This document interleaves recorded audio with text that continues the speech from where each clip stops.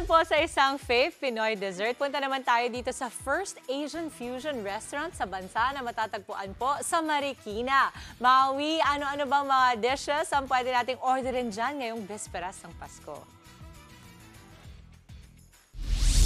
Ayan, good morning mga kapatid at good morning po sa lahat ng nasa studio at lahat ng ating viewers. Okay, masarap na naman po na umaga ang hatid namin ngayon dahil nandito tayo ngayon sa Bistro Charlemagne, dito lang po sa Marikina. Ayan, bilang Marikenyo, malapit lang po ako dito.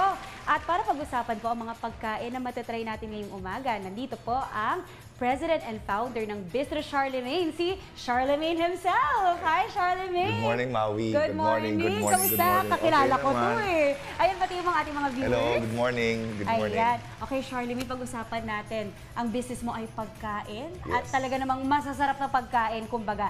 Tito mo kami sa background ng Bistro Charlemagne. So, ang Bistro Charlemagne, nag-open kami noong September 15, 2015. Ang original concept namin, Little Asia. Uy, Little Asia. Yes, which nag-open kami noong December 16, 2001.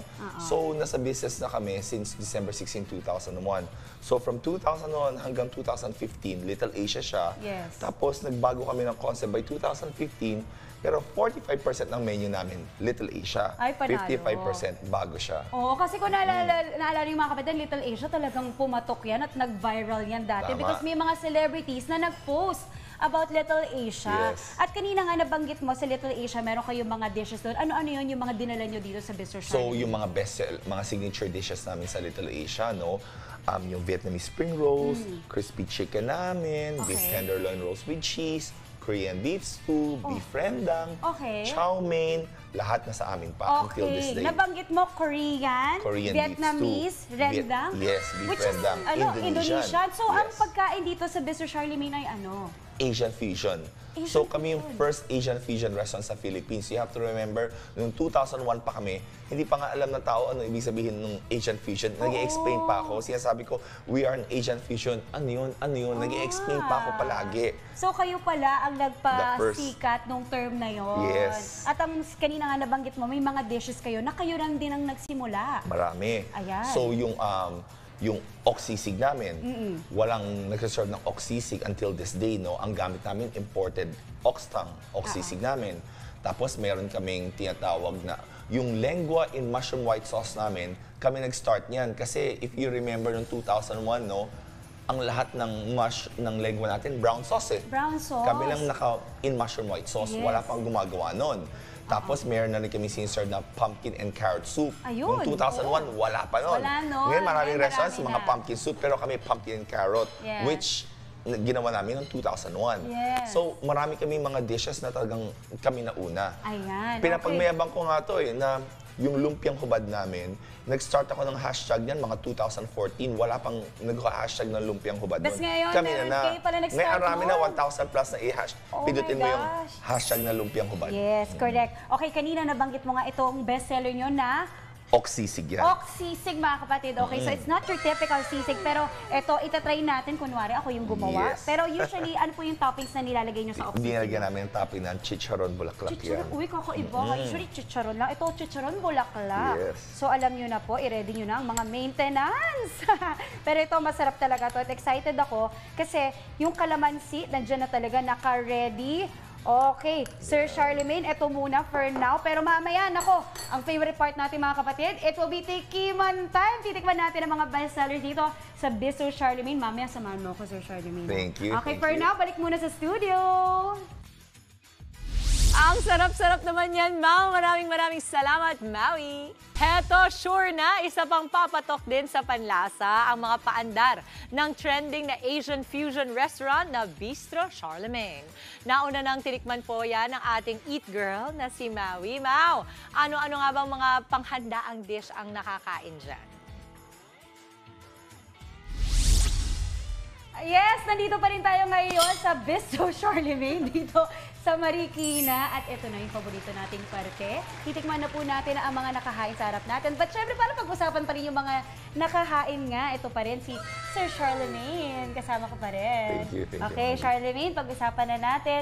Isa-isahin natin yung mga, nakwento mga kanina, mga bestsellers. Ito na, nakikita nyo na po mga kapatid. Okay, ito yung si Oxysig. Yan yung Oxysig Ito. na nag-start yan sa Bistro Charlemagne noong 2015. Ayun, ito yung mga bagong addition sa kanilang menu. Yes. Ito, Crispy chicken, recipe yan ng lolo ko since 1950. Uy. Yan yung reason kaya kami nag-open ng Little Asia noong 2001. wow. So ito talaga yung parang nagdala sa Little Asia Yes, dati. kasi wala pa kaming recipes that time. Yeah. So the reason na nag-open kami ng restaurant Dahil dyan, just sa crispy ito chicken. talaga yung talagang panalo nila. Ito, the beef. Yan, since 2001 rin yan.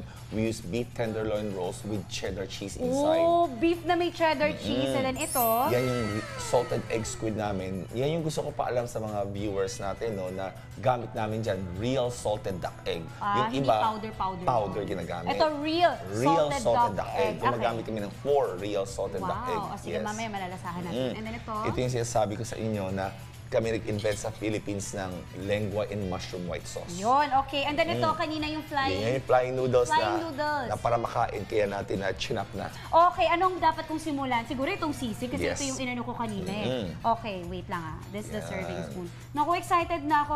Okay, Charlemagne, habang tinitry ko to, usually sa magkano nagsastart ang dishes nyo? Ang lahat ng karamihan ng dishes namin, lahat siya 500 plus pesos, no? And it's Okay. good for tuna. Pero marami na yun Marami siya. Makikita mo to, usually hindi naman to kaya ng isang tao, ang isang malakas na Oo. kumain eh. Tsaka ulam na talaga yan, kanin pa lang. Siguro kaya na yan Yes. hanggang 3. Y- Maybe 3 yes. to 4, diba? Ooh, look at that. So, mga karamihan ng mga customers namin, pag umu-order sa amin ng food, inag-order sila palagi ng yang chow.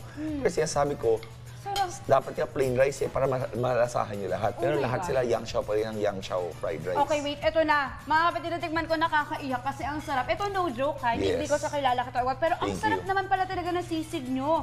Grabe, hindi ko naiisip na. Ox, di ba? Real ox tongue. Alam mo, nung una, iniisip ko, ay, hindi ako kumakain ng ox, pero ito, talagang ang sarap.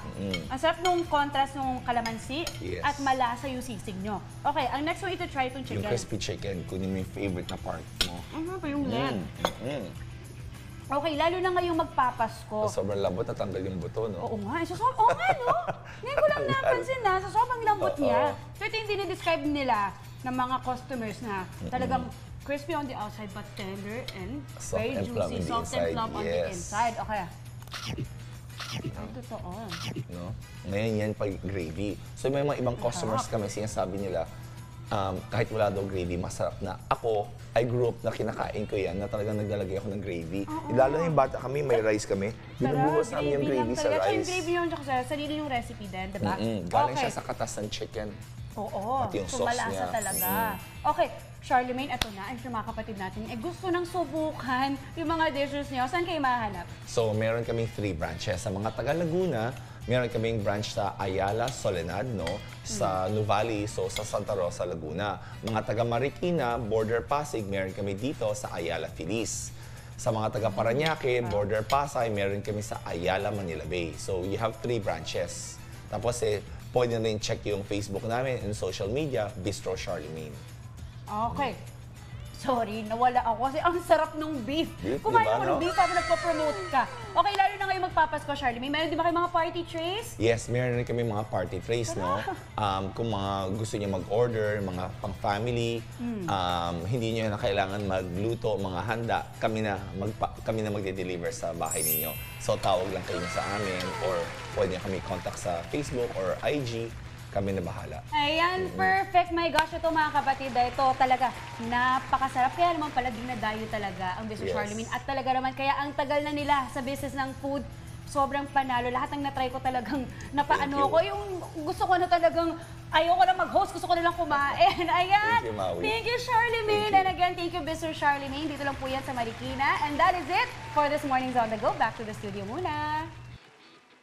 Maraming salamat, Mau. Maligayang Pasko. Mga kapatid, Maui David po. Simula ng inyong araw na may alam at may pakialam sa mga may init at umaaksyong balita sa bansa. Para maging una sa balitaan, mag-subscribe at mag-follow sa social media pages ng News 5.